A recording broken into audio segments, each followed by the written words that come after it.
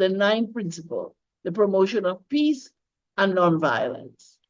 Our world is sorely ill. It craves for peace and nonviolence. In this World of Peace Day message in 1972, St. Paul VI rightly said, if you want peace, work for justice.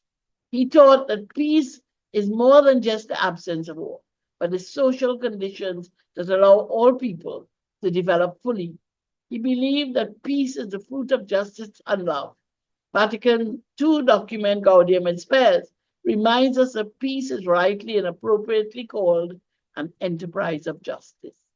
As followers of Christ, we must develop our understanding of the meaning of the gift of peace that was given to us, as well as the peace that Jesus gave to us. He promised that God would send the Holy Spirit to be our teacher, counselor, helper, comforter, consoler, and advocate. The Holy Spirit is a gift given to us by the Father. Pope Francis suggests that we should ask God for the grace of the wisdom to make peace in the little things of each day, but aiming at the horizons of the whole of humanity, especially today in which we are living a war and all are seeking peace. There are countless wars being waged globally at this moment. Violence, conflict, terrorism, and other forms of crime, including white-collar crime, threaten to overwhelm us. Violence seems endemic across the world. Countries are spending trillions of dollars on weapons of mass destruction, while many of their citizens go hungry and live in abject poverty. Archbishop Desmond Tutu rightly said, stability and peace will not come from the barrel of a gun, because peace without justice is an impossibility. St. Paul VI said, the world must be educated to love peace, to build it up, and defend it. Pope Francis reminds us that the new evangelization calls on every baptized person to be a peacemaker. To achieve meaningful peace, we must address the critical issues outlined in the Sustainable Development Goals. Archbishop Jason Gordon reminds us that peace is the establishment of right relationships within and across society. The high violence and rate of crime in our country is a reflection of wrong relationships, unhealed hurts, and injustices in our society. Peace requires conversion of hearts, which means change. Peace comes at a cost. We want someone to deliver peace without it costing us anything, but that is not possible. We all have a part to play. He reminds us that Pope Francis calls us to be artisans of peace. But as Archbishop says, to be artisans of peace, we have to be at peace with ourselves. This is the first challenge. To be artisans of peace, we need to start with Christ, not as peripheral to our existence, but as core and center of our identity. Then we have the right relationship with God and self, right relationship with neighbor and creation. Answering the call to be artisans of peace must begin in the family.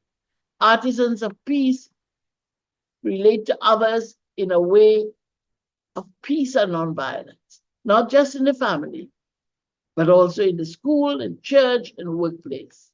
To build peace in our nation, we need to work tirelessly at reforming how we communicate and relate with each other, says the Archbishop. Nonviolence begins with me. It spreads to all others whom we meet and with whom we come into contact. It is a foundation for peace and transformation in Trinidad and Tobago. As temples of the Holy Spirit, we are called to be peacemakers. Peace is both a gift and a task, one we must pray for and work for, striving daily to build a culture in which peace is respected as a fundamental right. And remember, we will not attain peace until we reconcile with God's creation. As Pope Francis reminds us, our planet is a mother for all of us. We must hand it on to our children, cared for and improved, because it's a loan that they make to us. To promote peace, we must address the crime that plagues Trinidad and Tobago, our region, and the world. Sir Dennis Byron, the former president of the Caribbean Court of Justice, said, crime flourishes when the environment is conducive to people behaving in a certain way. Nonviolence begins with each of us. Pope Francis says we must cultivate nonviolence in our most personal thoughts and values.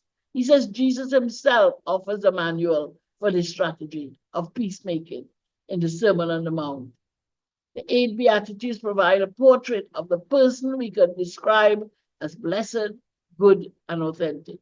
He says violence is not a cure for a broken world. All of us want peace. Many people build it day by day through small gestures and acts. He says nothing is impossible if we turn to God in prayer. Everyone can be an artisan of peace. We must say no to hatred and violence with action and yes to fraternity and reconciliation. Mahatma Gandhi was right when he said, nonviolence is not a garment to be put on and off at will. Its seat is in the heart, and it must be an inseparable part of our very being. Peace must be born of mutual trust between nations rather than imposed on them through fear of one another's weapons.